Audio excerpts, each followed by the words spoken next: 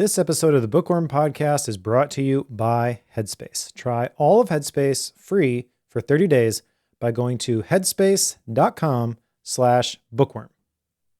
So I have to say, last week was a lot of fun, Mike. It was. It was great to hang out with the Buligs.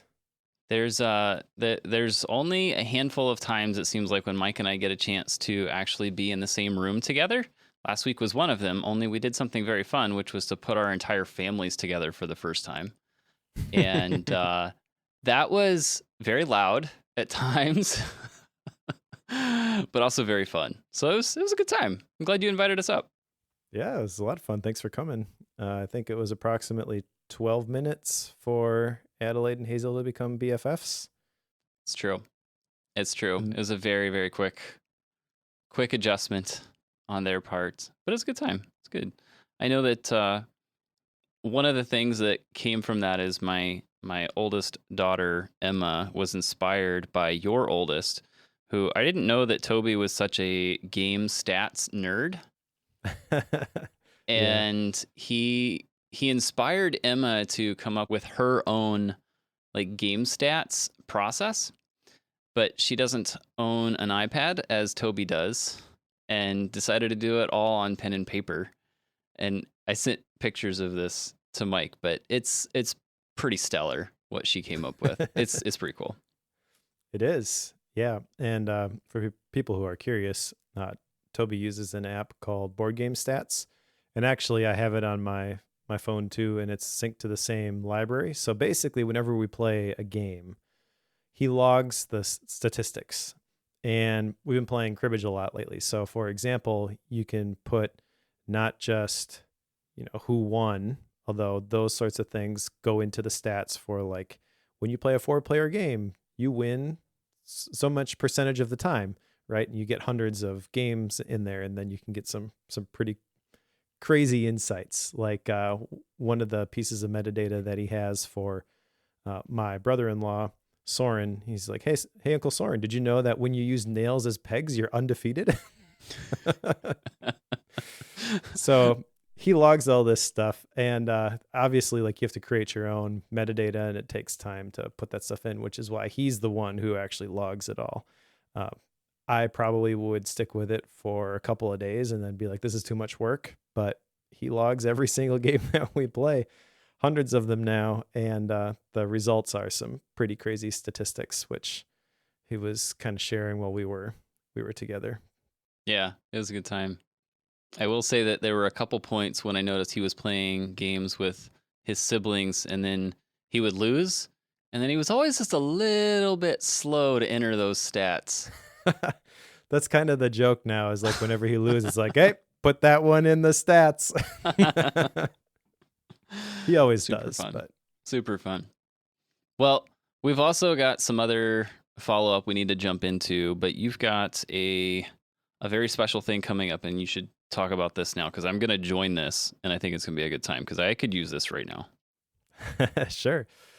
So I have put together, as part of my faith-based productivity course a long time ago, this idea of a life theme. And a life theme is basically like a personal mission statement. And over the years, I've talked about this, and I've even put together like little challenges and steps that you can use to kind of craft your own life theme. Because it's hard everyone understands the idea of a personal mission statement, but it's hard to just sit down and be like, okay, now write it. Like, where do you even start? And I'm a productivity nerd, so I've read all these books, and I've done all the exercises, and I've kind of condensed down like the ones that have made the most impact for me into, there's like 5 different steps here for creating your own life theme. And it's not a secret, right? Rachel and I recorded a intentional family episode on this not too long ago. I'll put a link to that in the show notes for people who want like a overview of the 5 different steps. But you just kind of think through like, what are the times in your life when you've felt the most alive? And then I encourage people to like think bigger. So what would you do tomorrow if you couldn't fail? And then you start to like build out this picture of what your future life could look like in vivid detail. So where are you? Who's there with you? What are you doing? That sort of thing. And then from there, you think about what are the core values that are guiding your life. Are those reflected in that picture of your ideal future? And then you take all that stuff and you condense it down into a single sentence that encapsulates your reason for being. And that serves as a filter for deciding what you want to say yes to and what you should say no to. But it also serves as like, once you understand the things that you're doing and how they connect to your life theme, it brings motivation. So you don't even have to change what you're doing. I think we kind of talked about this a little bit in the last book on motivation. Like what you're doing doesn't have to change, just your perspective about it does. So once you identify the why, like it brings meaning to everything that you do. There's a saying, don't follow your passion, but always bring it with you. That's what a life theme enables you to do. So I was encouraged in the faith-based productivity community to put together a cohort for this. And I've been a part of and helped lead different cohorts for different people and different things. But I've never actually led one myself. So I wanted to do this. This is almost like a mini cohort. This is not like you invest 30 hours a week, like part-time YouTuber Academy, and you publish 6 videos and you figure out, your whole niche and things like that. It's broken down into some pretty simple action steps. But I thought those 5 steps could make a pretty cool, like 5-week cohort where we go through this together. And essentially what it'll be is a live call every Friday for 5 weeks, starting April 28th, where I'll present a little bit of information on like the steps and kind of walk through how to do it, do some Q&A. And then basically whoever signs up for this, we're all going to go through this together. So you do it with a bunch of other people and you share your process along the progress along the way. You get live feedback and you can kind of tune this thing in, but you walk out of it basically with a personal mission statement. So what the heck do I charge for this? I have no idea, but these are like 5 group coaching calls, which I think I'm pretty good at, having done them previously. And so I'm going to put this at $97. I think that is actually pretty reasonable. But I have no idea what to really expect from this one. I just want to start moving in this direction because I think this could be kind of cool. So I have a link, which I will put in the show notes if people want to sign up for this. All the video calls will be recorded. So if you miss one, you can catch up. But basically, just so you know, it's not an information thing. The real value of a cohort is that you don't just get the information in a video course like a lot of people do, and then you never go through it. You get out of it what you put into it. And then there's like public accountability as you go. So that's kind of the whole idea behind it. But yeah, starting April 28th, 5 weeks in a row, we're going to be building or revising our life themes together. And if you want to join us, there will be a link in the show notes. Would love to have you on board. Well, I know I'm planning to join this. Hopefully I'm able to make all of them. I know that, as I was working through one of my follow-up action items, which I guess I can jump into as part of this, I was trying to work through something. I ended up having a long conversation about it with my wife on our way back from Wisconsin last week. But this whole content creation thing that I know you and I have done over time, I have done this a lot with Bookworm, obviously. We're at episode 168, which is nuts to me.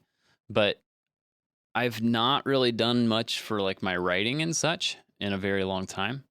And I started to play that 3 C's concept, like the choice, connection, competence piece from our last book on that particular topic of content creation.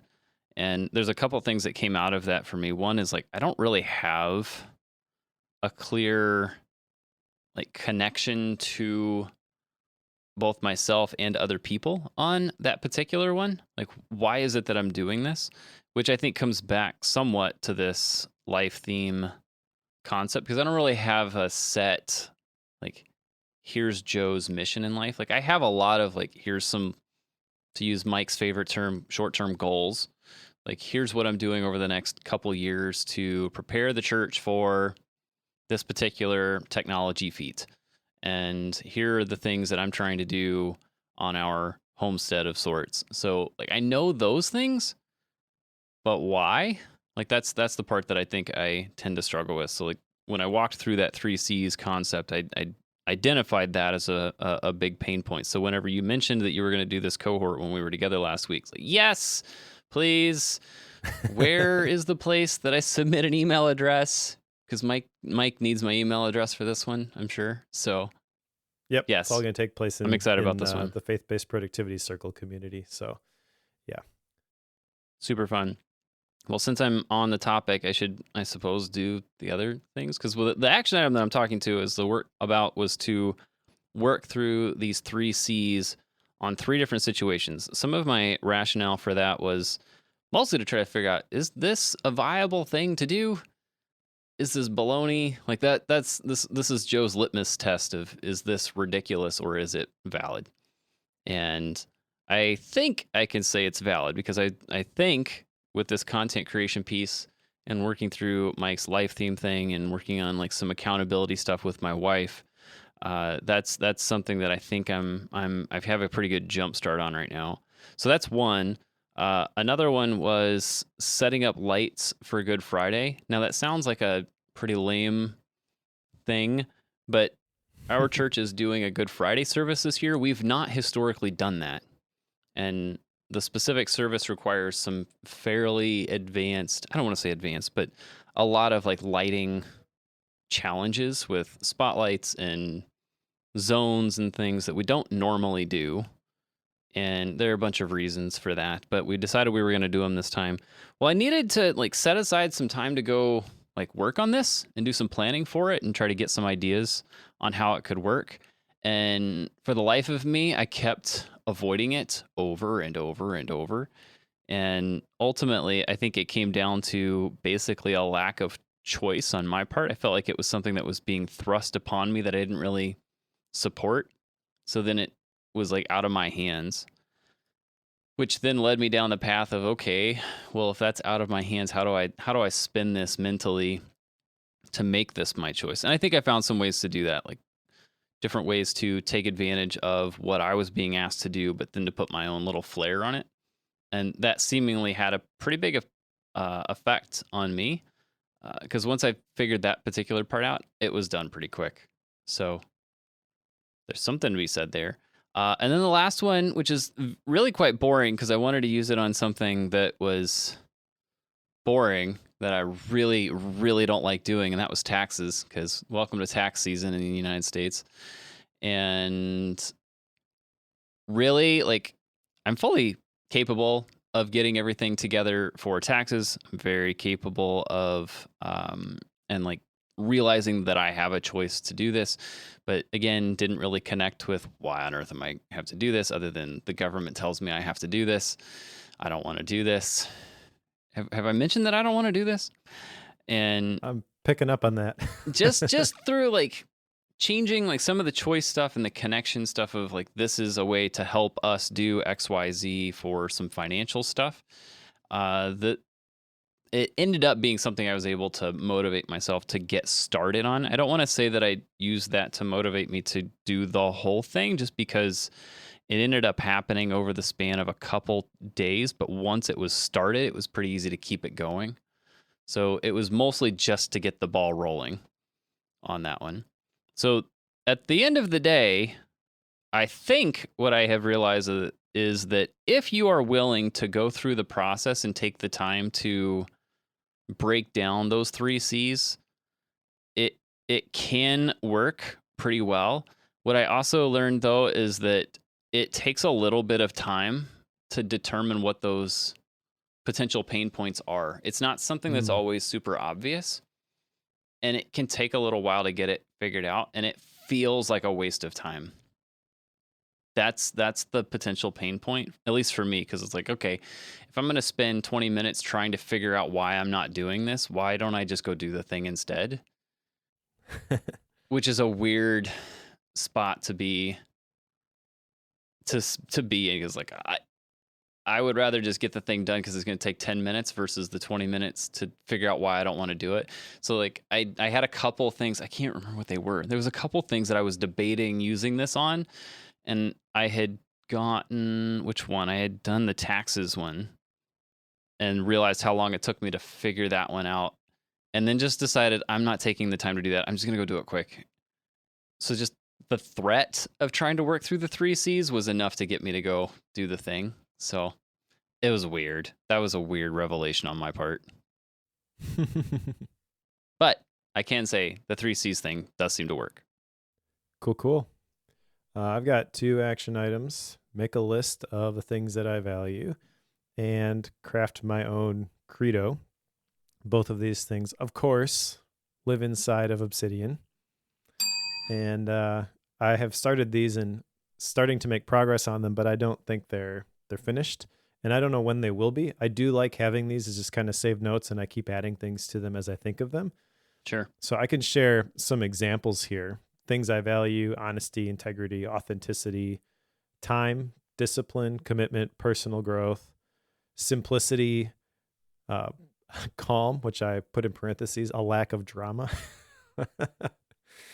And then these are kind of tied to what I'm calling the faith-based productivity manifesto, but it's basically a personal manifesto, personal credo, whatever. Do what's right, not what's easy. Show up every day. Progress, not perfection. Things like that. Create, don't consume. I've talked about that. Just ship it. Embrace constraints. Connect the dots. Trust the process. Don't be a jerk. Follow your path. Quality, then quantity. Be a river, not a reservoir. Say what you mean and mean what you say. So I kind of like how this is shaping up, but definitely not done yet.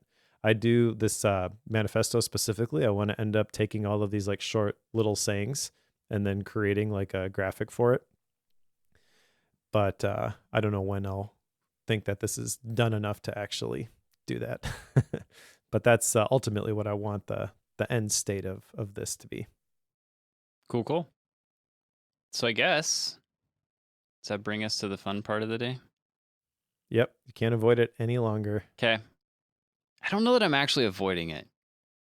I don't know. There's something about this. Well, you're not running into the discussion. I'm not. I'm really not. Okay, let's go. So 12 Rules for Life, Jordan B. Peterson. I picked this book partially because it seems like it keeps showing up on lists every time I look up like potential books for Bookworm, and it just struck me that I need to pick a book for Bookworm. So if you have one you want, put it in the chat. This one continued to show up on all the things, and it's one that I know is very controversial in the sense that people are very split by Jordan B. Peterson. And having read this, I think I understand why, and have lots of feelings about this that we'll go through.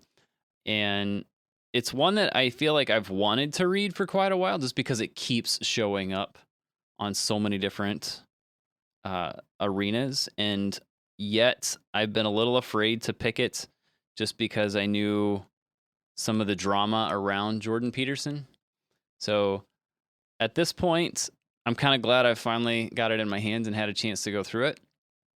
But what were your initial thoughts on this one, Mike, before you started the process of reading what turns out to be a very talk-worthy book? Let me answer that by telling you a story. Okay. I used to travel fairly often, every couple of months. And whenever I was in the airport, I always look at the books that people are reading. Not like reading over their shoulder, but I'm trying to, like, they always just jump out to me. That intrigues me. And a lot of times they're fiction, and I have no interest in the romance novels, so whatever, I'll move on quickly. But if it's a biography or a business book or a personal development type book, I'm usually pretty intrigued. So I remember seeing 12 Rules for Life a long time ago. That's kind of interesting. What is that? And I looked at it, and I immediately did not want to go anywhere near it ever again. Okay. So when you picked this one, I was like, okay, fine. I guess I have to. Yeah. Like, I've never tried to talk you out of a book for Bookworm. Probably the closest one would have been Zen and the Art of Motorcycle Maintenance. But just like that one, I had the same sort of feeling. I've heard people talk about, oh, this is a great book. I had absolutely no interest in it, did not want to go anywhere near it. There's plenty of other books I would rather read than that one. So that's probably like the closest thing where I would have been like, hey, Joe, you sure you want to do this one? Can we maybe pick something else? And I had the same feeling when you picked this one. I know I've got a good one on my hands because they're fun that way. That is not a quality judgment on the book itself. That's just my personal taste. And since you're asking about Yeah. my first impression of the book, it was like, oh, I guess we have to. Yes, that you do. You have to do this, Mike. I'm forcing you into it. Well, I think the easiest way to do this is, I wrote all 12 rules down in the notes. There's a handful of these I think are going to be very, very quick. And unless there's something I'm missing that you feel like you want to cover on these, there's probably about 4 of these I think we'll spend most of our time on. But I think it's going to be at least somewhat helpful if we discuss all of them, at least somewhat. Is that fair? Let's do So, it. the beginning of it, however, starts with a foreword and an overture. So there is a person, I don't have his name in front of me, that wrote a foreword for it, which is basically how he met Jordan B. Peterson and how he really liked him. And then the overture is written by Jordan Peterson himself, who basically is setting up why rules. And in this world, why do we need more rules? Which is basically his justification. Like, his justification for that is just that there are some things that we need to follow that will make everything else go better. That was kind of my very brief summarization of what I got out of that overture. But yeah, that's really all I've got on that part before we jump into rules. Anything strike you from those 2 pieces? No, just how long they were. Yes. Yeah. Which is a pretty good foreshadowing of this, what did we decide, 360 some page book? Yeah. Not a short one. So that said, let's jump into rule 1, which is stand up straight with your shoulders back. And I have lots and lots of handwritten notes on these particular rules. I'm not going to share all of them, but this one starts off with a story about lobsters. That is not where I expected this book to start. Talking about lobsters and how there's basically hierarchies. In the animal world, as is with crustaceans, there is hierarchy. And the moral of the story is, by the time you get done with this particular rule in this chapter, is that if you stand up straight with your shoulders back, it essentially helps release certain chemicals in your brain to make you feel more confident. That's the very, very basic understanding I have on that. That said, there's a lot more in this book, or in this particular chapter. But that's the big overarching point here. Yeah. So the lobster story I actually thought was kind of cool at the beginning. And then I realized how these chapters and the book itself are put together, and it lost some of its significance, shall we say, because he jumps from there to something else to something else to something else. And there's like 7 or 8 different jumps in each one of these chapters. And every one of these jumps is a bit of a leap. He's a good writer, so it's a very smooth transition. But after a while, you start to just feel overwhelmed with all the different places that he's taken you.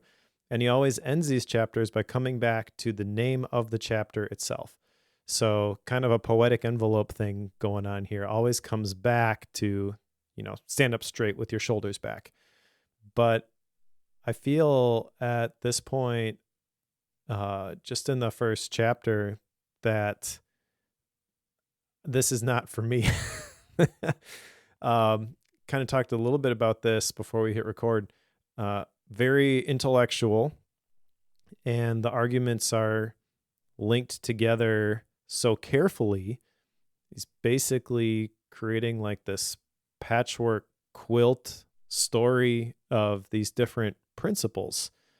And I feel like this is the type of person, not Jordan Peterson himself, but I feel like I have met people who are sort of in this vein, this ilk, right? And they're impossible to talk to because they know all these facts, and they are convinced that because they've put together this, those things from like the murder movies with all the different strings that tie together. They're always I on think a this is what whiteboard with like things written on the yeah. strings and what they mean. Yeah. Yeah, so this is what people think of, the people who don't like PKMs and like the apps like Obsidian. They think, oh, the people who have all these different connections, and they're going to sort through all these different connections. They're going to connect all these dots, and it's going to magically open up the skies, and they're going to see the truth. Like, that's not how it works, but that's kind of the journey that he's taking you down. And very quickly, even in the first chapter, the Mortimer Adler, How to Read a Book. This is supposed to be a conversation, right? And I'm supposed to be weighing these arguments that he's making and then responding. I feel like I stopped responding because even just reading this book, it's like, well, he doesn't care what I'm going to say. So yeah, not a great setup for the rest of the book, I would say. If you're going to go into it like we do, I guess, or I do for Bookworm, where it's like, what are the nuggets here that I can extract? Because he's so carefully cherry picking certain things to weave this big web that it feels like a fruitless exercise to try to dig any deeper on any one of them. Yeah, we talked about this beforehand a little bit, which is a little dangerous sometimes. But I've watched a number of Jordan B. Peterson's videos, his short form videos, over the last maybe 6 months or so, which is partly why I was interested in reading his book. But at the same time, I know that a lot of his posts and those of people who have debated him, because I wanted to make sure I was understanding the other side of it, not just the cherry-picked segments he wanted us to see. But anytime he is in a debate or a conversation with someone, and there's any chance of getting him to question his current thought, you have to have a lot of data and a lot of debate background to get him to even question his current viewpoint.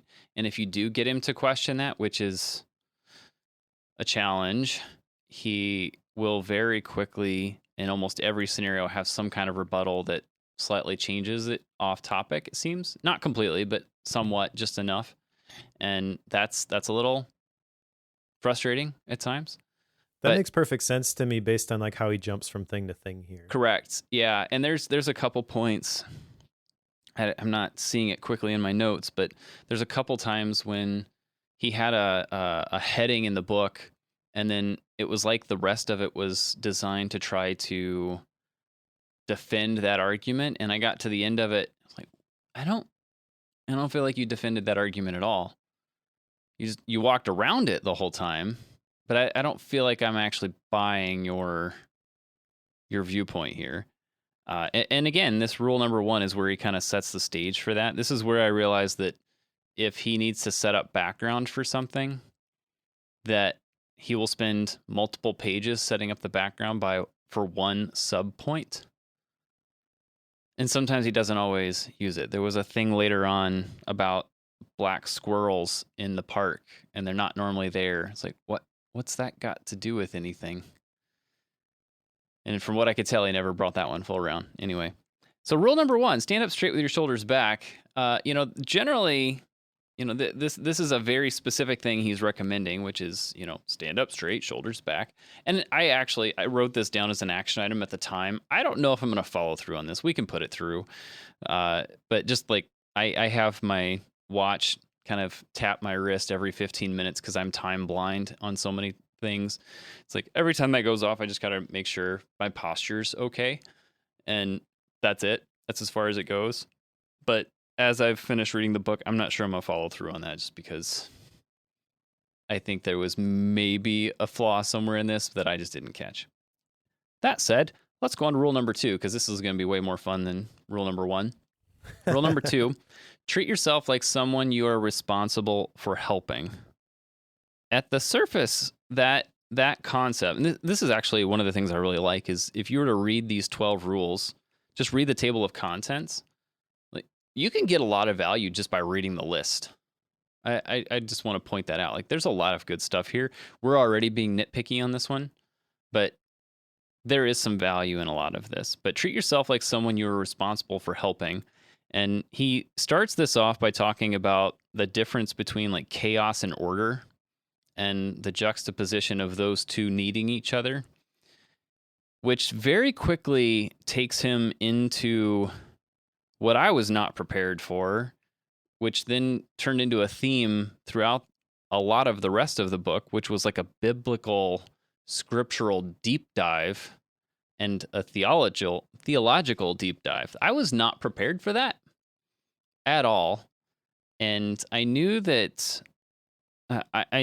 Peterson was not against talking about the Bible and would sometimes use biblical references in his talks, but I did not know he would go this deep or for so long on this topic. And there's a whole bunch of stuff here. I know you've been thinking about this one quite a bit, but at the surface of this, he's essentially going back to the Genesis story of Adam and Eve and the fall of man, to use the Christian terms, right? And using that scenario as the basis for this chaos and order conversation. What are your thoughts on this? I know you have a lot around this particular one. It was at this point that I know I started very seriously questioning his belief systems, but what are your thoughts on this one, Mike? He really wants to be seen as a deep brother. Keep in mind, one of the things that I just shared that I value is simplicity, right? So we'll say when I read this and he did the deep dive into certain scriptural passages from the Bible, that kind of helped me understand why certain people that I know have referenced this book, kind of like they like it. So long, I kind of question whether they actually read it. But I think there is like a stigma type of person who you could say like, oh, well, obviously they like Jordan B. Peterson. And I think you and I are probably close to falling into that circle or that avatar. Right. So I actually did not appreciate it at all. I thought it was interesting at the beginning. I'm not surprised in the direction that he went. I also think therein lies therein lies folly. When it comes to Christianity, I think there is a danger of trying to make things too complicated. And I went to Bible college. Like, I have a Bible college degree. My whole brand is faith-based productivity. So like on one level, it's cool that he's referencing this. However, this is the mistake I see a lot of people make, is they try to get so deep that they lose the forest through the trees. I think he even said at one point in here, or maybe it was a different book, but I thought he referenced a version of like, there are different famous people who they've been anti-Christian in their life. And the big problem they have is that, well, you Christians don't act like you're Christ. The actual gospel message is very simple, and it's all based on loving your neighbor as yourself. So I don't know. I mean, let's keep the main thing here. And that's totally not what he's doing. That's not the way this book is structured. So I don't know. I mean, at this point I was honestly disconnecting from the book itself. Like Martin said in the chat, this feels like he's showing us how clever he is.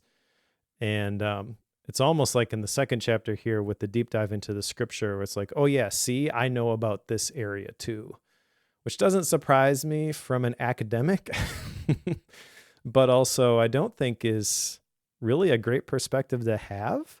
That's just me personally based on the stuff that we read. But I'm thinking of like Liminal Thinking by Dave Gray specifically. We developed these bubbles of belief, and I feel like the approach that I see Jordan Peterson taking here is just whatever data point he finds, instead of questioning like, is that true, and going outside his bubble. Oh, let's figure out a connection to that so it reinforces the bubble.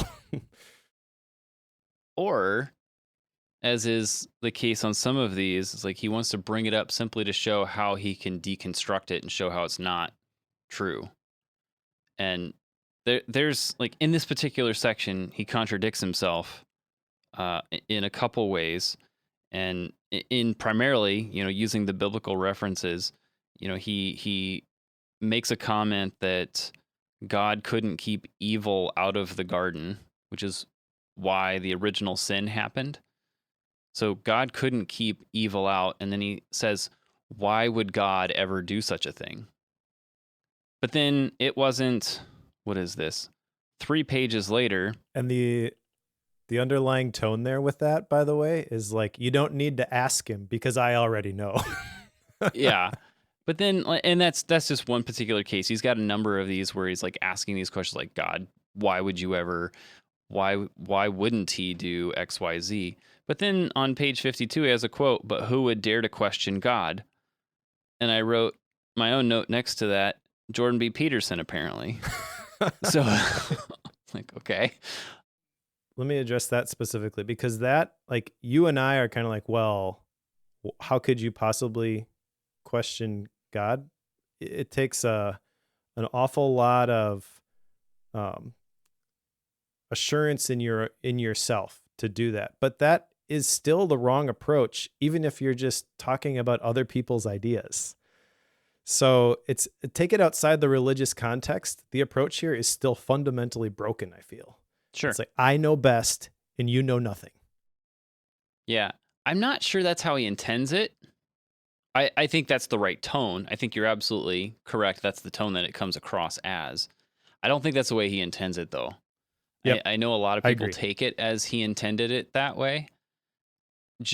And I'm the only reason I'm saying that is because I have watched him debate people over video a number of times, and he's generally, not always, sometimes he's like out to get somebody's argument and prove that they're wrong and that he's right.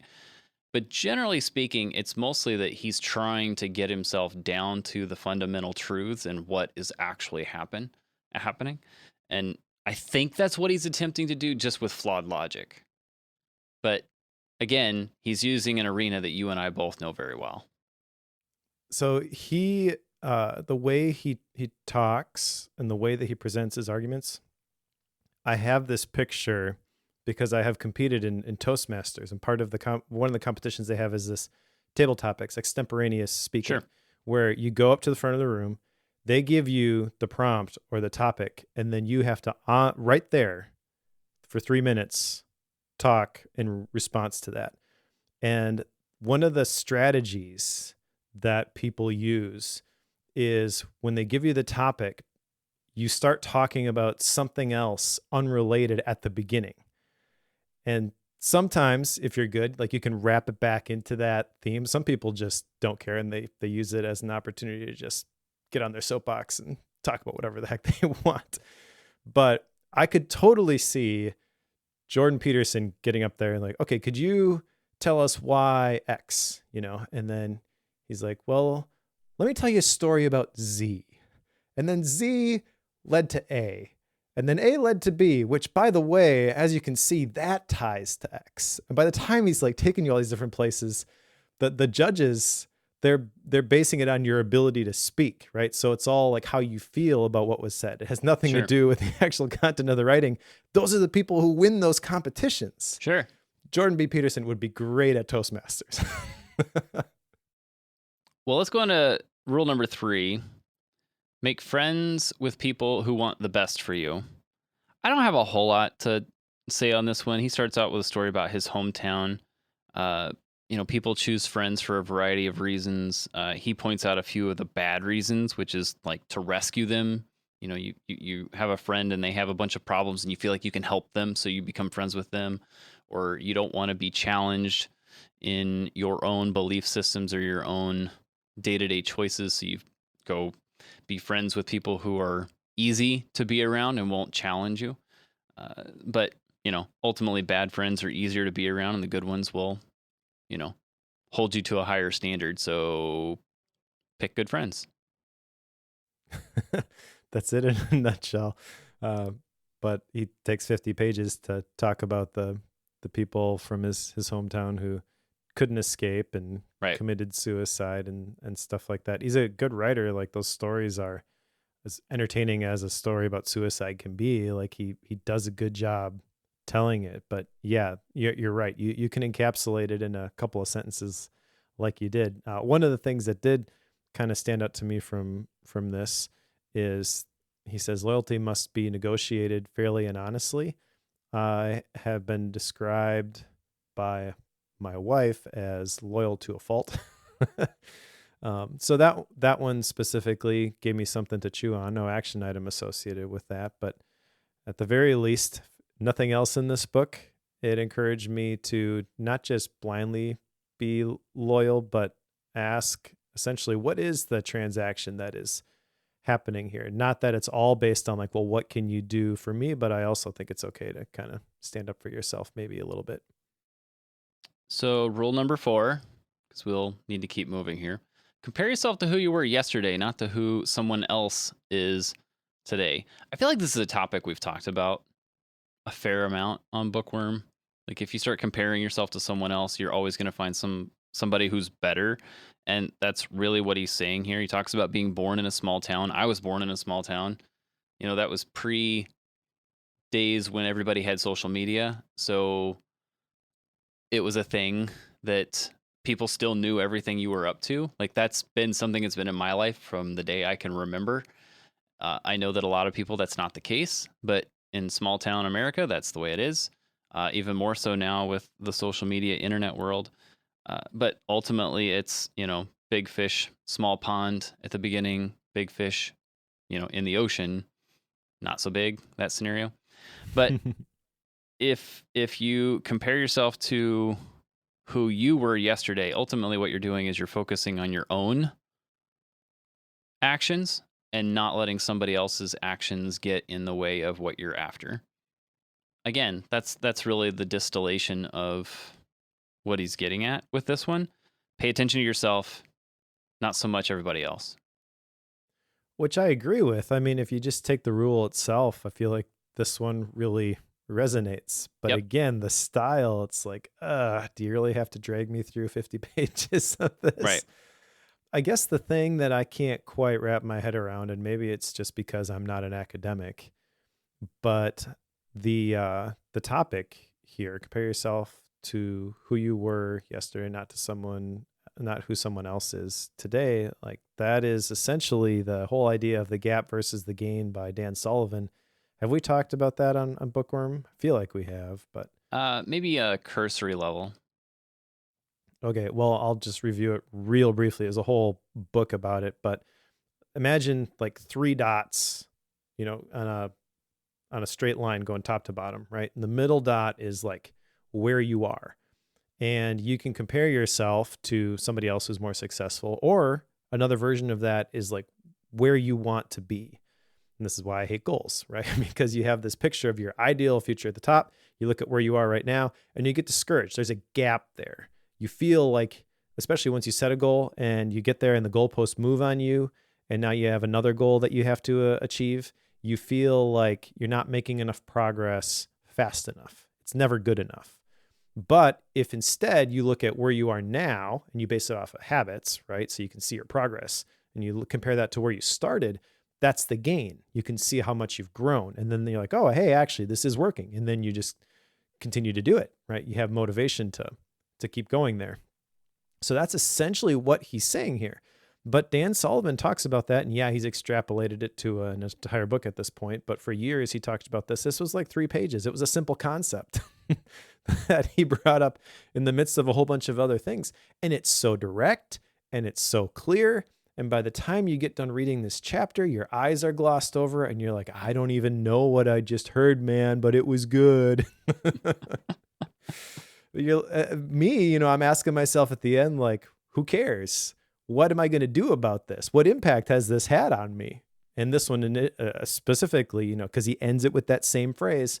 I'm like, Dan Sullivan did this way better. Well, I know that, in today's world, it's easy to see how other people are doing things and how well they're doing with them. And it's easy to get into the comparison game with that.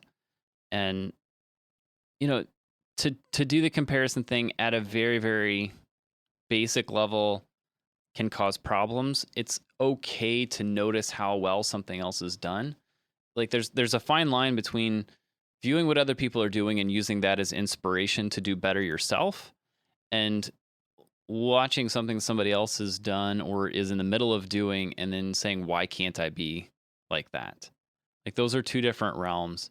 And if we focus more on, how am I doing as compared to how the rest of my stuff is doing? Am I on the mission to do my thing? Or am I just trying to beat this other person? The whole competition thing like that can get to be a problem. So if you focus on your own thing and use the other as inspiration instead of comparison, I feel like that's the benefit in it. I think he would probably agree with us on that, though it would take a very long process of him talking about inattentional blindness, religion, a slipped in attack on atheism. I was not prepared for that one either. To get to the point where he says, pay attention to yourself. We had what was this? 38-page endeavor to get to that point. Yeah, he likes his meandering journeys. He sure does. This episode of Bookworm is brought to you by Headspace. The last few years have taught us how important mental health is to our overall state of well-being. Stress, anxiety, burnout, these are all things that you can't afford to ignore. By the time you feel like you maybe should do something, it's often too late. You need to start pedaling before the hill, and that's where Headspace can help. Headspace helps improve your mental health through guided meditations, mindfulness practices, breathing and calming exercises, and so much more. Headspace combines scientifically proven benefits of mindfulness meditation with modern practices through their experienced meditation teachers, giving you customized, personalized approaches to help you navigate through all of life's moments, big and small. There's a wide range of teachers with diverse backgrounds and areas of expertise inside the app to ensure that there's a teacher and content that can help you, whether you're a first-timer or have been practicing mindfulness meditation for years. When you only have a few minutes to get in the right headspace, there are programs to do on the go when pressed for time. This is the thing that I love most about Headspace. I do these short mindfulness meditations all the time whenever I start to feel a little bit tense. Headspace has helped me and more than 100 million people worldwide, and they can help you too. So listen up. You don't want to miss this. I've arranged something special, and for a limited time, all of you can try Headspace free for 30 days by going to headspace.com/bookworm. Now, you won't find this offer anywhere else. You have to use my link, headspace.com/bookworm to unlock all of Headspace free for 30 days. This is not something they normally do. Headspace.com/bookworm. All right, rule number 5. And I think you briefly mentioned this one when we were together last week. Do not let your children do anything that makes you dislike them. Okay, now let's move on. That's great. This one is, I don't have a lot written down from this, but there is a quote that I wrote, which is, it's an art of responsibility. No, it is an act of responsibility to discipline a child. And I think that's very valuable. This is one of the sections where yes, yes, yes, yes, yes, yes. It was also one of the longer ones as well. Though I have to admit, it was hard at times to not skim some of this. Yeah, it's great stories, it's great things, but I want to move on. Anyway, don't let your children do anything that makes you dislike them. It's on the surface, that sounds awesome. I haven't really found anything that in this particular one that I felt like was wrong, but it's a good charge to take responsibility for disciplining your child. Yeah, this one feels like parenting advice, but also at this point in the book, I'm looking at it with a side eye. So some of the stuff I feel in here is probably decent advice that he doesn't speak to directly, so it doesn't really have sort of impact that it could have. I mean, I jotted down a few things from here, not like, oh, I'm going to change this. This is an action item sort of a thing, but I feel like there's a few nuggets of wisdom in here about not trying to be your kid's friend and how kids can be damaged by a lack of attention as much as by mental or physical abuse. It's kind of shocking to hear that, but I think I can see that. Can't avoid being the bad guy, kind of stuff like that. But I don't know. I didn't come to this book for parenting advice, and I am skeptical of any parent who thinks that they can condense everything about parenting into even 12 rules. Like if this whole book was written as here's everything you know about parenting, I still don't think I would trust it. Parenting is one of the most difficult things in the world to do, partly because each kid is completely different. So the whole rules format doesn't really make a whole lot of sense. My personal opinion, you have to get the plan for each kid. You got to figure out who they are. And I personally believe that given to you for a reason. So you have what it takes to raise them right, but you can't just follow a formula. And the more that I see the I guess kind of the longer I've been a parent, the more I've seen people who have taken that approach. I know one person specifically who was kind of a famous football player at one point. I'm not going to share their name, but they had a bunch of kids and was very rigid. And on the surface, looks like they've got a great family. The kids are real well behaved, and then he ends up going crazy and the family falls apart. And then you kind of see, like, if you watch long enough, that it wasn't exactly what it seemed. I don't want to pretend like I've got it all together. I hope I've got a strong foundation and I'm going to do whatever I can to build it. But it's not going to be condensed into a rule or rules. Sure. Well, let's keep moving here because I don't want to get into the parenting advice realm at the moment. But rule number 6: set your house in perfect order before you criticize the world. The emphasis on that is mine, on perfect. The reason I put the emphasis there is because he talks about how things fall apart, things break, things don't always stay in perfect order. And before you start trying to worry about someone else's world, you need to make sure you are right in that same realm. Or to use his word, it needs to be in perfect order before you start worrying about somebody else's territory. Now, it's interesting to me, one of his rules later is going to be about being precise in your words, in your speech.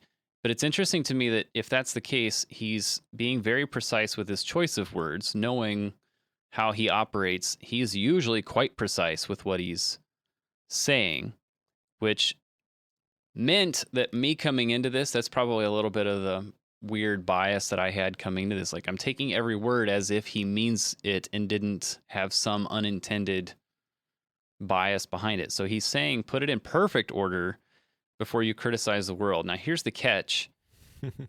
When is it ever in perfect order? Whether that's relationally, cleanliness, you name it, perfect politically, that doesn't exist. So if that's the case, when is the point at which you would criticize the world? Never. Mm-hmm. So based on that terminology and the debate that he took us through in this, it led me to believe that there is never a point at which you would be willing to criticize the world because your stuff would never be put together perfectly. So why is he criticizing so many things in the world? Is that the point?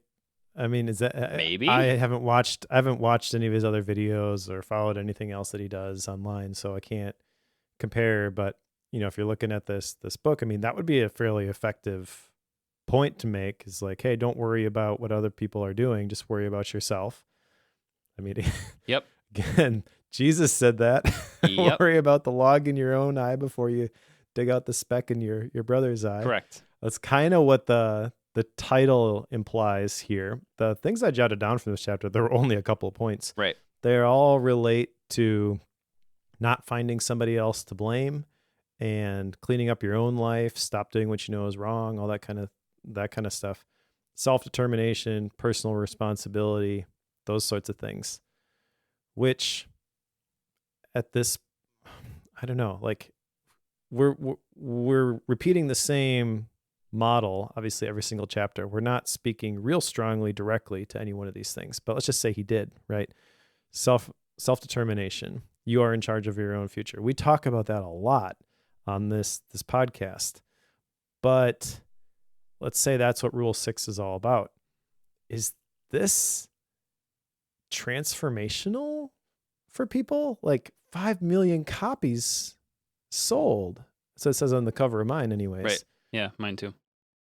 So I'm kind of blown away that people are encountering this idea and thinking that this is brand new. Maybe the way he describes it, using all the fancy words, is new. But 5 million copies of what exactly? I mean, at this point, feels like a bunch of fluff. I don't know. I mean, Martin made a point in the chat. This might be one of the few books where the Blinkist version would be better. Yep. I pity the person who has to try to make the Blinkist version of this. Yeah. How do you consolidate some of the things that he's trying to say here? Yep. And if you did that, I feel like you get surface level, it feels like a 1,000-word blog post that was turned into, 90,000 words in a book, but sort of Chat GPT style, where it's added a whole bunch of volume, but there's not a whole lot of signal here. There's not a whole lot of boosting of these ideas. And again, maybe it's just because I'm not the right person for this and it doesn't really click with me. But Silent says that the Blinkist version is 1 minute long. It's just the 12 rules. That's it. Also, yeah, I suppose if you took your time and just said them with, conviction, you could get it to be 1 minute long.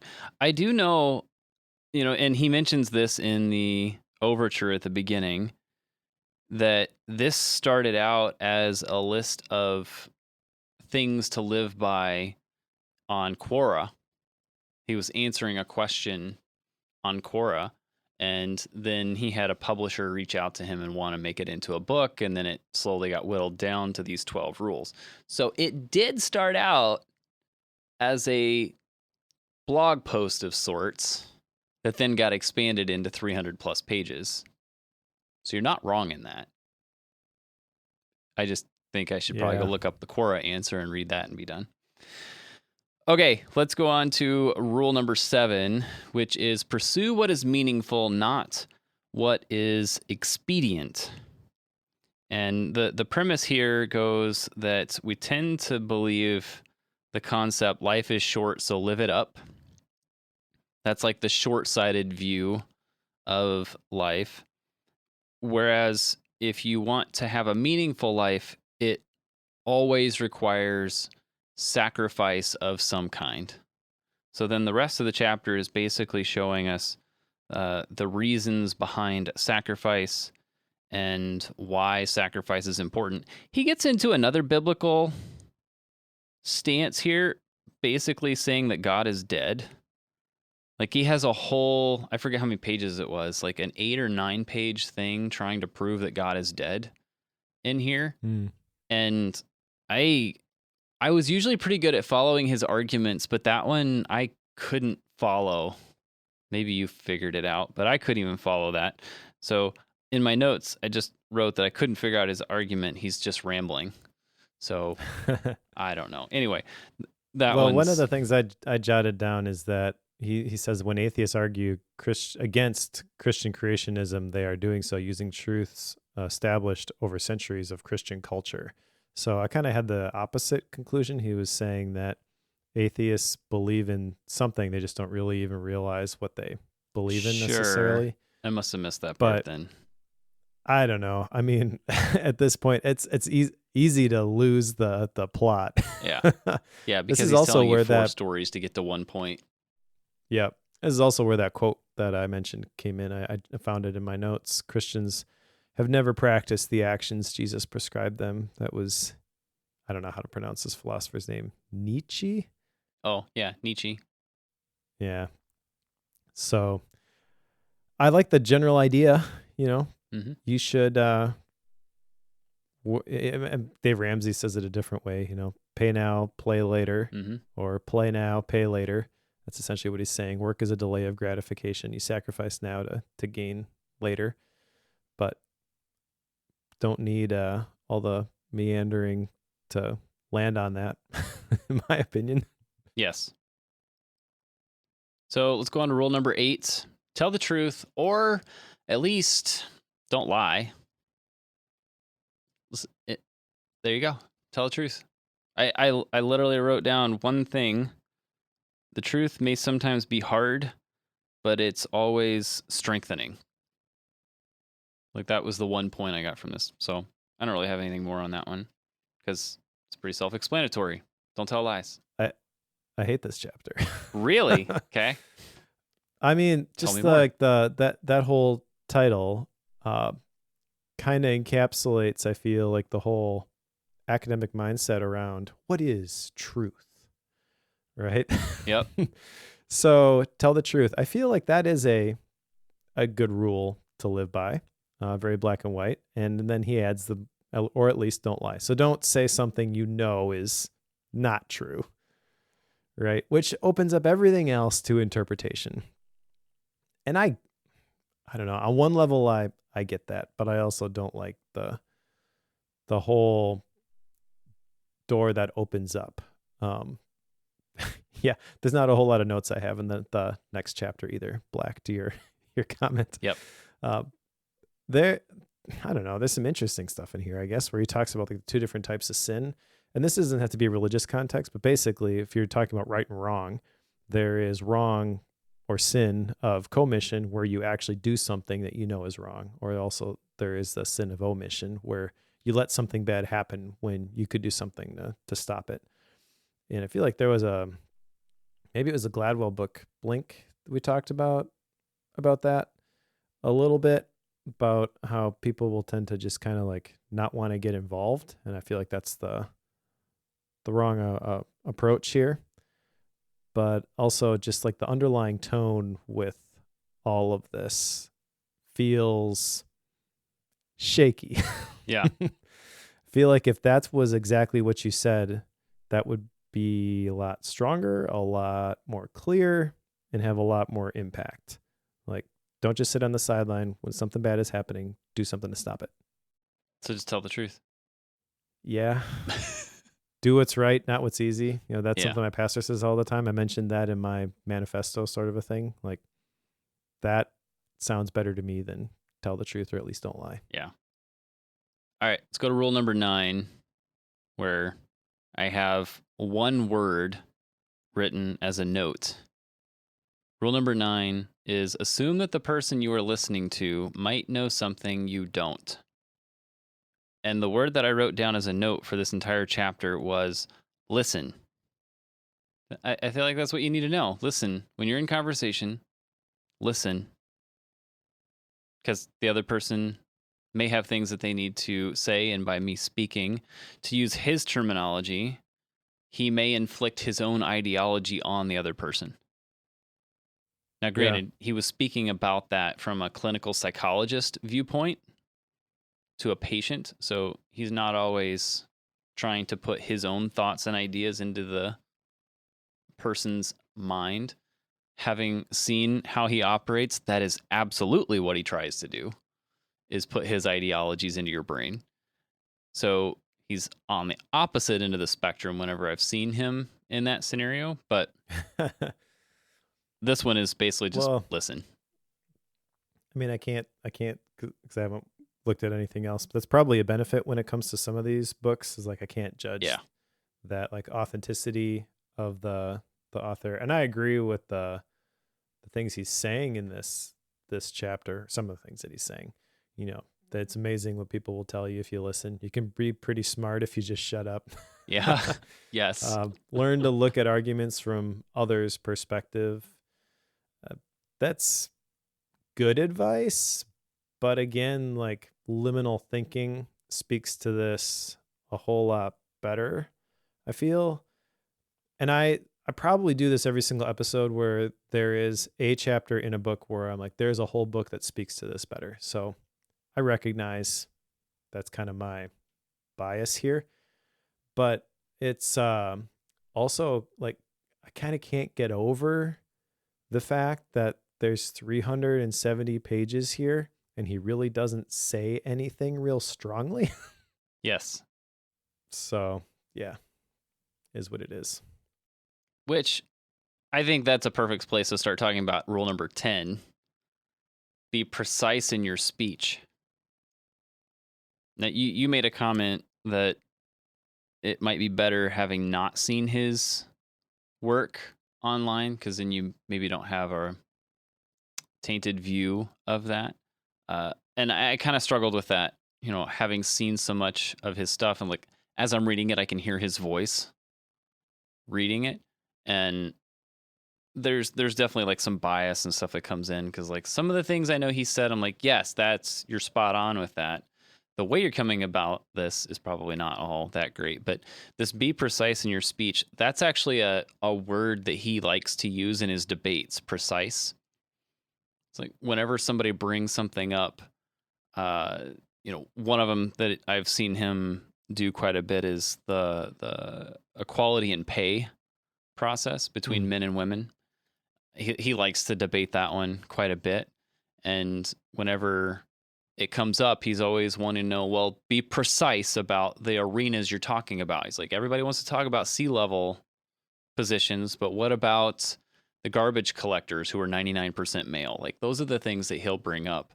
But he always wants people to be precise. He likes to use that word, which is fascinating given how imprecise he's been on so many topics so far, because he's like dancing around things instead of pinpointing it. He wants people to pinpoint it, but then he doesn't himself. That's the type of thing that gets to be kind of frustrating for me. That part aside, like take Jordan Peterson out of that equation, be precise in your speech. That concept, I think, can be very helpful. If you were to do that, and one of the things I wrote down, just wrote, again, one thing at the end of this, it's like ultimately what I was coming to in reading this was like, there's so much that has to do with chaos in the world, like disorder. Being precise helps you define the problem very clearly, which then makes the answer easier to come to. So that precision in defining it, the precision in the words you use to define that problem, that's the important part in that process. So that part of this, I could definitely get on board with.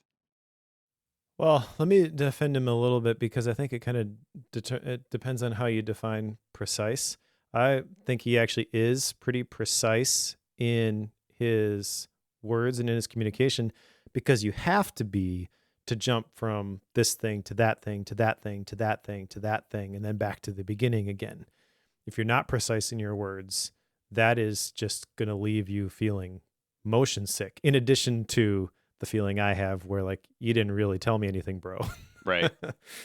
So I feel like he is precise, but he's trying to connect all these different domains, going all the way back, like 12 rules for life. And he starts with a story about the lobsters. Why? At some point, you kind of can't figure out why he's selecting any single one of these stories and weaving them together, which kind of comes back. I was sort of saving this for like the style and rating, but who is this book for? 12 rules for life. Are people just like getting to a certain point in their life and I've never read a book, I wonder which one I should pick up? Oh, this one will tell me everything I need to know about life. That's the only person I can think of with like this sort of thing is like, hey man, this is really great. If you've read anything else, this is like, why? 370 pages of why. Yep. Those are hours of my life I won't get back. All right, let's go to rule number 11. Do not bother children when they are skateboarding. This one was just kind of odd for me. I think I understand his process here. Let me attempt to explain this, and then you can point out where I'm wrong, because I feel like you're better at grasping this type of stuff. He talks about skateboarding, and based on what I'm reading here, skateboarding can be dangerous, and that danger has lessons that come with it. Like, you learn how to deal with hardships and trying to overcome like difficulties in pulling off tricks or skating down a half pipe and such. So like, you learn how to be tougher in doing that. And if you don't do that, or like if you prevent kids from being able to learn those lessons, they end up becoming a weak adult or a weaker person later on in life. And then they can end up having very flawed views of the world and be a detriment to society. I think that's the logic here. Now, where am I wrong on that? Because it just felt like a weird debate to me.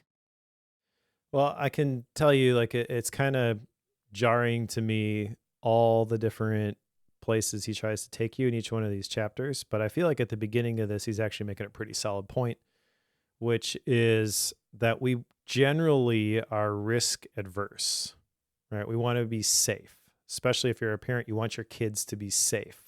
However, to really protect your kids and keep them safe, you need to expose them to a certain amount of risk so that they develop competence, because with skateboarding specifically, competence is what makes that dangerous activity safe. If you don't have the competence and you try to even step on a skateboard, you're going to fall on your butt, break your neck.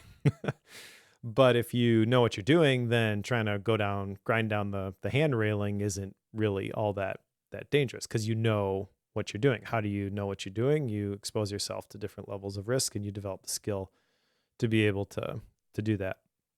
Then he gets into hierarchies, and then he talks about how the hierarchies aren't all men's fault. And I mean, this is stuff that he says explicitly, and just like the way that he says it, I'm like, dude, why?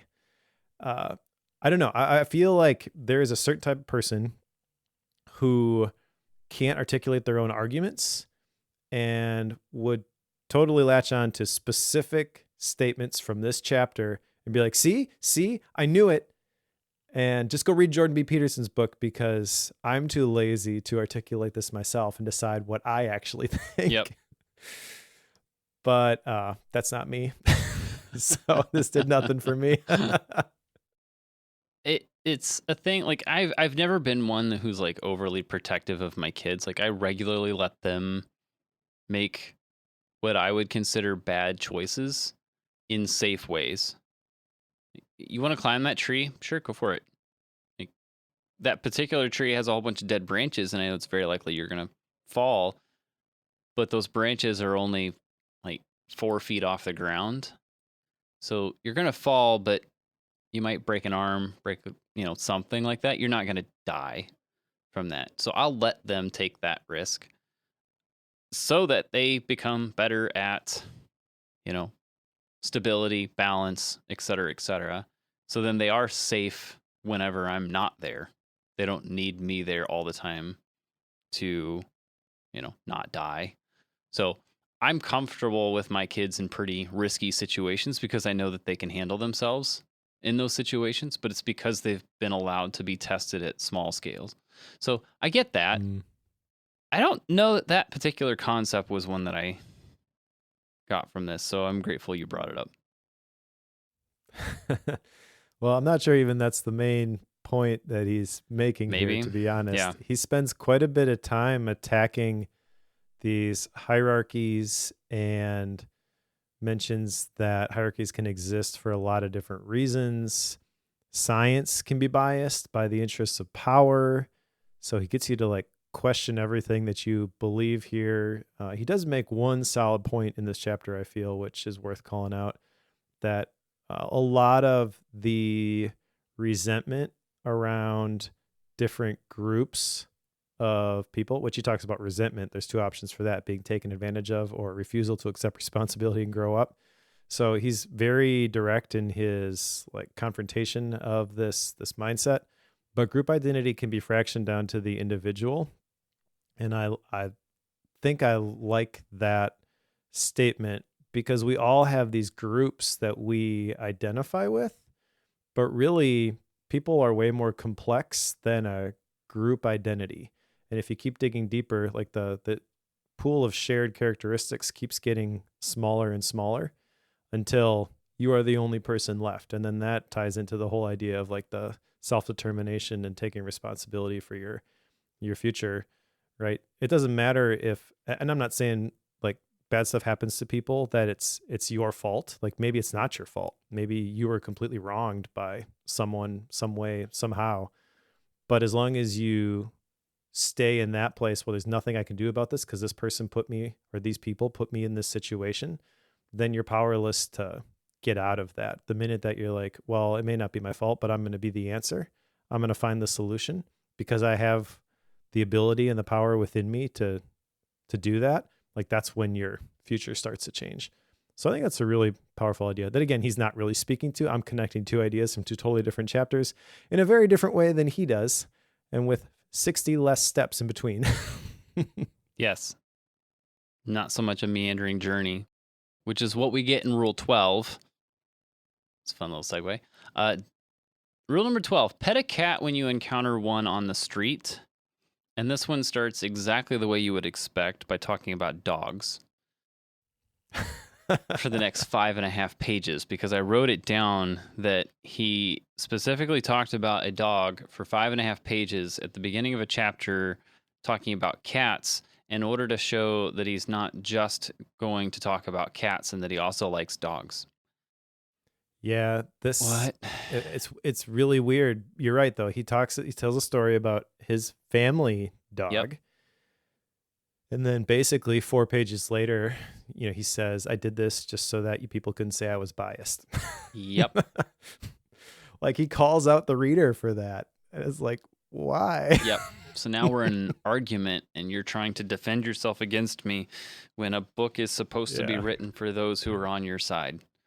What? I mean, I'm a dog person anyways, so like I probably am the person that group, like who he's writing that for, but I didn't care. Right. And I feel like the people who are going to pick up a book in order to actually get something out of it aren't going to care. The bookworm listeners are not going to care because they've developed the skill to like pick through the crap and find the gold nuggets. Yes. That they can apply to their own life. And he's just assuming that you're stupid and you can't do it.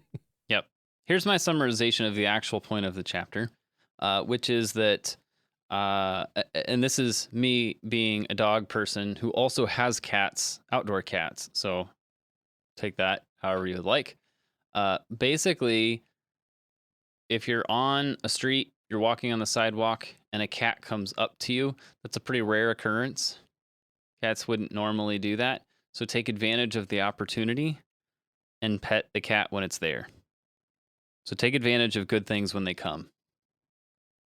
That's the way I took this chapter. That could very well be the point he was trying to make, but that's not at all what I only jotted down a couple things from here, but it had nothing to do with that. I really have no idea. Yeah, how'd you take it? Because this is the problem with this style of book, right? Yeah, I really have no idea what yeah, I'm not sure. But the 3 things I jotted down is that being requires limitations. When you love someone, it's not despite their limitations, it's because of them.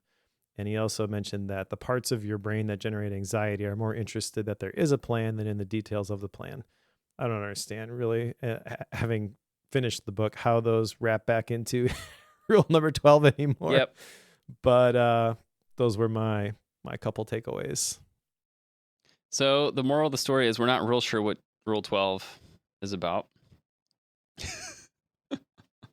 I'm joking.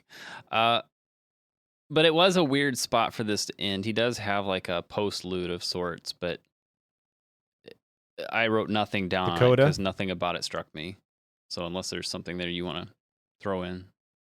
Well, I jotted down two things from the coda, which actually that's where I think he tells the pretty emotional story about his daughter Mm. and all the health trouble that Yep. she's had, which makes him feel much more human, much more relatable. At that point, I'm starting to not quite get so angry at him and start to feel sorry for him. So coda does what it intends to do, probably, in terms of generating like empathy and sympathy for the author. But the two things I jotted down, which really have nothing to do with the story, consider how you may be wrong, even if you won't like the answer, and continue asking questions.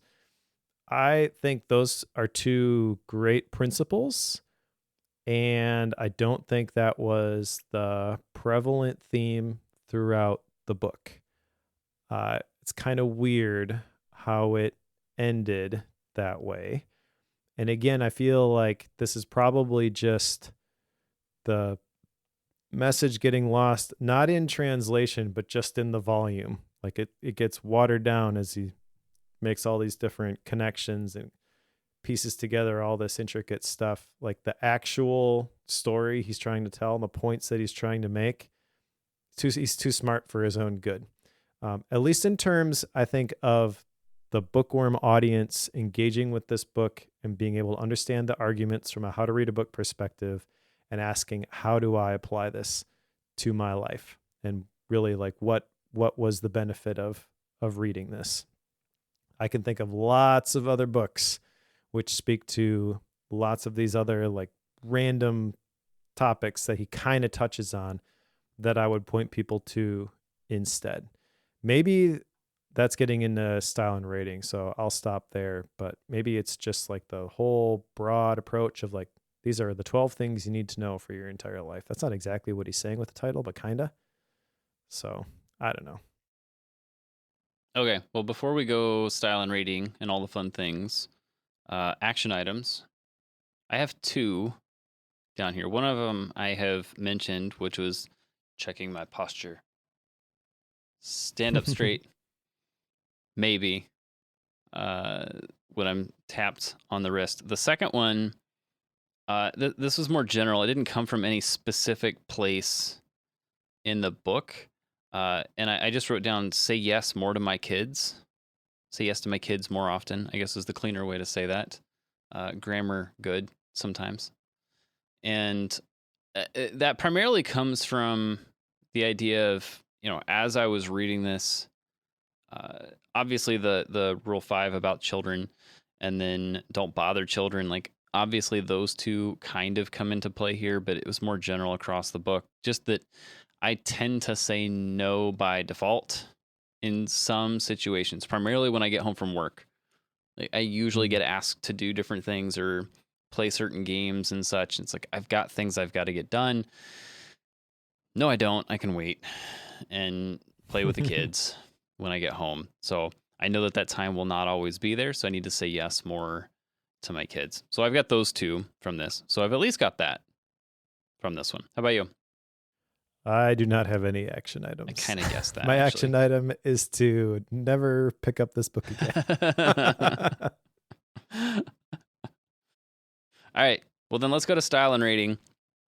I think it's a weird position to be in to say that Jordan B. Peterson is a good writer, but not necessarily a good book putter togetherer, in that I think he's really good at telling his stories and getting his point across in a subsection level. Like when he's making a specific point within a chapter, like over that page, I feel like he does a really good job of putting that one little piece together. When he goes to putting those sections together within the chapter, I very regularly got lost because I think he was putting together, like he was building the foundation for his arguments in order to prove the rule that he's setting out to prove.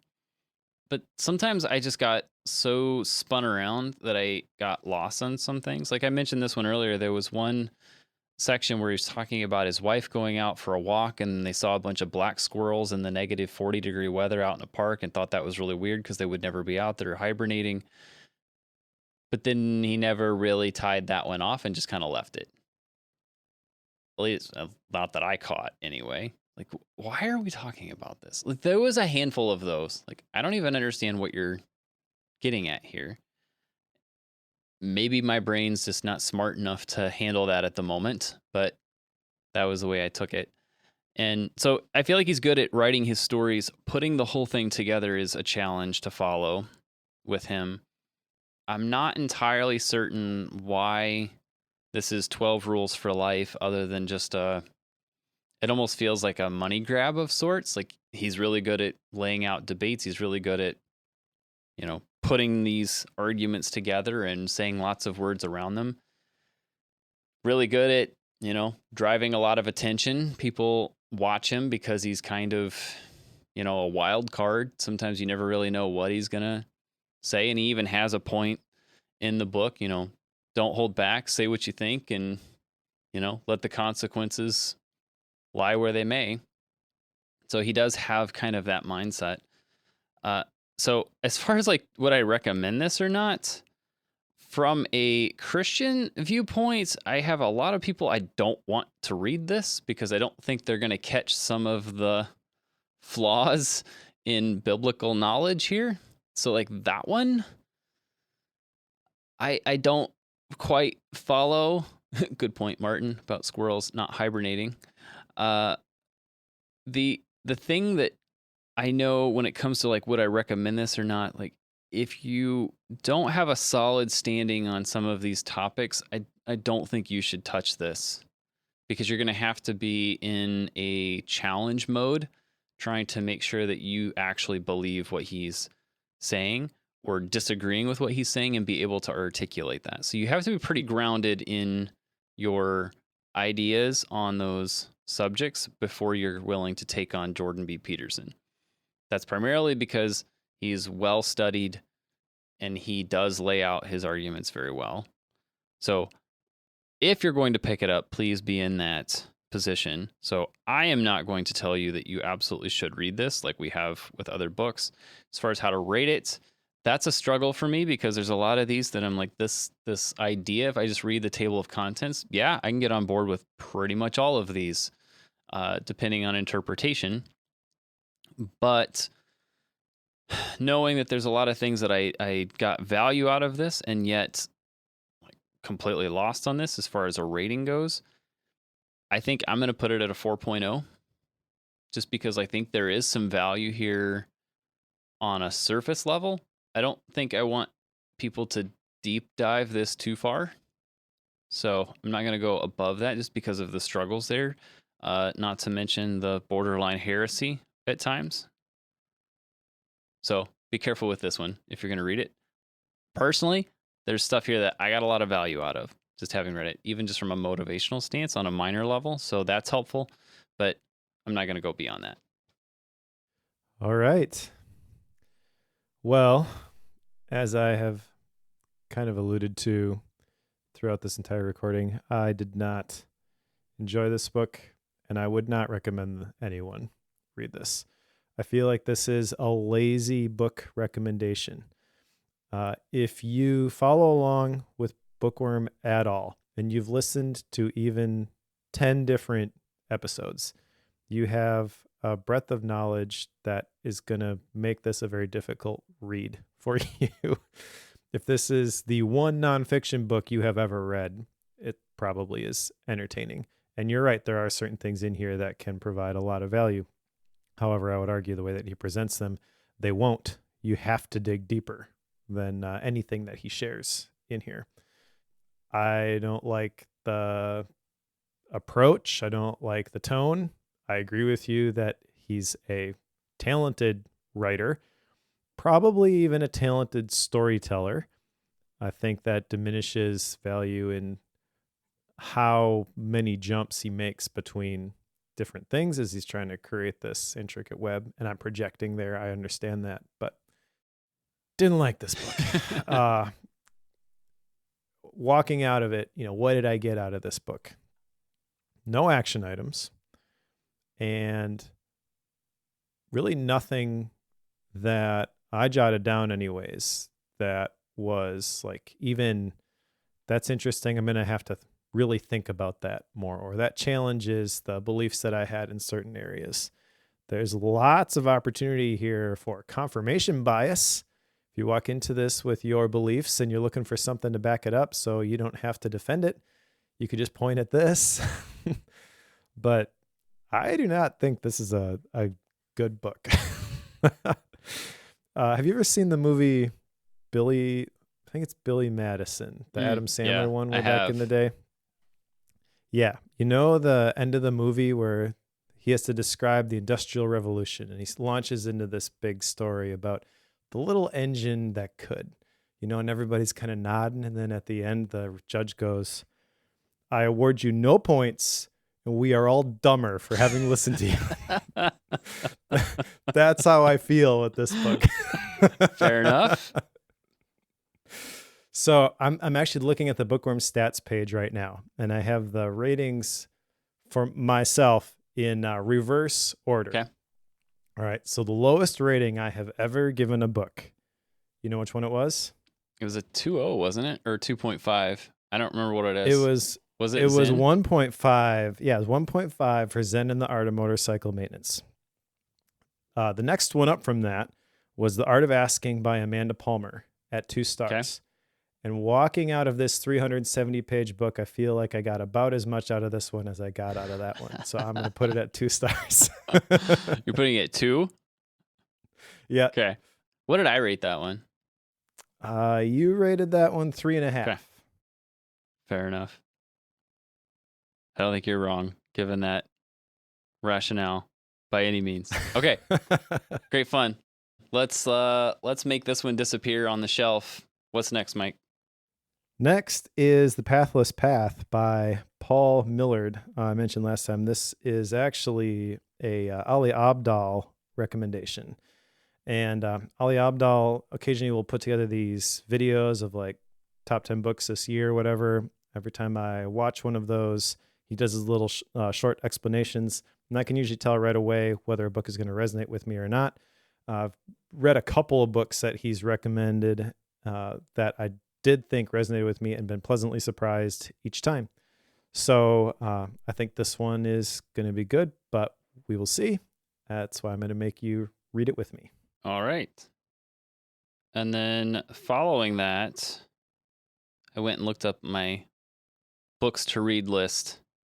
It's like, oh yeah, I've had this one on my list for a very long time and I've wanted to read it. The Almanac of Naval Ravikant, I think that's how you say that, by Eric Jorgensen. Have you seen this one? Heard of this one? Scared of this one? I had not heard about this until you put it in the notes, but I pulled it up. It looks really great, actually. So there's a website where you can actually read the whole thing for free. You can even get the free EPUB or Mobi files if you wanted the digital version. But the book itself is by Eric Jorgensen, and the forward is by Tim Ferriss. Meh, who cares? That means it's a great book, obviously. No. The visuals, though, are by, is it Jack Butcher? This is the guy behind, are you familiar with Visualize Value? No, I'm not. Okay. So Visualize Value is probably the best entrepreneurial follow on Twitter that I have found. Okay. It's basically all these business principles that he illustrates very simply. And he's got a whole course associated with it that I've actually bought, but he tweets out these images, and I don't have an example but they're all like very simple, black and white, couple of arrows sort of a thing. So it's simplifying these really complex business topics. And there's some really great information there. So I've been familiar with Jack Butcher for a while. And the fact that he illustrated this book makes me instantly want to read it. It is very well rated on the Amazon. If I can find my thing. It's 13,426 ratings at the moment. It's a 4.5-star book. So that'll tell you something there. Should be good. I'm excited about that one. But yeah, it's been on my list for a long time. How about Gap books, Mike? Did you manage to slip in another book on top of this one? I did not. I've got a couple others that I am probably going to read before next time. So I will probably have a Gap book for next time, but not currently. What about you? Yeah, I'm kind of in the same boat. I was struggling to get through this one because I felt like I had to go slow trying to understand his stuff. So maybe I'm not well read enough. So no, I don't have any this time. Maybe next time. All right. That said, super big thanks to all of you who have joined us live in the chat. If that's ever something you want to do, you need to join the Bookworm Club, club.bookworm.fm, and you'll find the live events. We post them. Actually, when we're done here, I'm getting ready to post the next one once we've got a date and time locked in. So we'll post those 2 weeks in advance so you'll know when they're happening. You can join us live, join the chat, tell me I'm rating things too highly, which thanks, Martin. I get that. But it's super fun to have you guys in the chat with us. So big thanks to all of you who have done that. Also, huge thanks to those of you who have successfully made the transition over to Circle. I feel like we need to put some tweets out about that or something. But, the transition to Circle has gone pretty smoothly. And those of you who have managed to get the Bookworm Pro membership moved over, I hope that's been a smooth process. From what I've seen, it seems to go pretty smooth. But we have transferred all of the book notes that Mike had, all the different feeds and stuff. There's the Pro feed that has no ads on it. There's a bootleg feed, which you get immediately after the show recording. It includes the pre and post show in it as well, completely unedited, no promises on quality, balances, all of that is out the window. So that's what that is. Super fun. But if you're interested in all of that and you want to join that Pro membership, pretty simple, bookworm.fm/pro. You can still go to the /membership as well. That'll get you there as well. Just wanted to make it easier. Thus, bookworm.fm/pro. We'd love to have you there. So the real question, you mentioned the sending out some tweets. Is Bookworm on Mastodon? Do we get to send out some toots? Do you want to be on Mastodon? I've asked you this a couple times. Bookworm is not currently on Mastodon. I don't care. Should it be? That's the question. Yeah, I'm not sure. I've tried Mastodon. It's fine. Hasn't really clicked for me. It's not somewhere I feel like I need to go hang out every day. In my world, it's just another Twitter. So yeah, I don't. It's whatever. I'm on both. The same thing goes to both places. Alrighty. If you are reading along with us, pick up The Pathless Path by Paul Millard, and we'll talk to you in a couple of weeks.